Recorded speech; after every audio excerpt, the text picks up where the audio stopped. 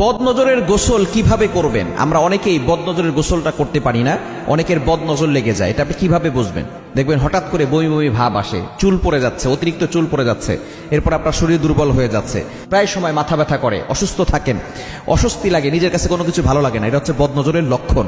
যদি এরকম আপনি ফিল করেন তাহলে আপনি গোসল করে নেবেন একটা আমল করে।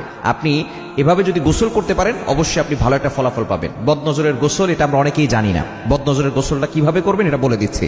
এই বদনজর কিন্তু খুব ভয়ঙ্কর জিনিস। নবীজি সাল্লাল্লাহু আলাইহি ওয়াসাল্লাম জানিয়ে দিয়েছেন, আল আইনু হাক্কুন, বদনজর এটা সত্য। বদনজর একটা সুস্থ উটকে অসুস্থ করে রান্নার পাতিল পর্যন্ত নিয়ে যায় এবং একটা সুস্থ মানুষকে অসুস্থ করে কবর পর্যন্ত নিয়ে যায়। এজন্য বদনজর খুব ভয়ঙ্কর জিনিস। আমরা অনেকে শো অফ করি, এটা করি সেটা করি, এটার পোস্ট দেই সেটার পোস্ট দেই, মানুষকে ভাব দেখাই, এই আছে সেই আছে, এত কিছু দেখাতে যাবেন না। প্রাইভেট জিনিসগুলো গোপন রাখেন, কারণ অনেকের বদনজর লেগে যেতে পারে। অনেকের চোখ খারাপ, চোখ দিয়ে আপনাকে বাজে মন্তব্য করবে, দেখা যাবে যে আপনার বদনজর লেগে গেছে। এই জন্য এই বেশি শো অফ করতে যাবেন না। বর্তমানে বদনজরের যুগে আপনি শো অফ করতে যাবেন না। আপনি বদনজরের গোসলটা কিভাবে করবেন এটা বলে দিচ্ছি। প্রথমে আপনি অজু করে নেবেন। অজু করে আপনি একটা বালতিতে কিছু পানি নেবেন।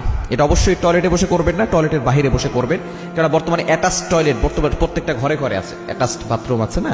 তো ওই বাথরুম থেকে বের হয়ে যদি আপনি আপনার একটা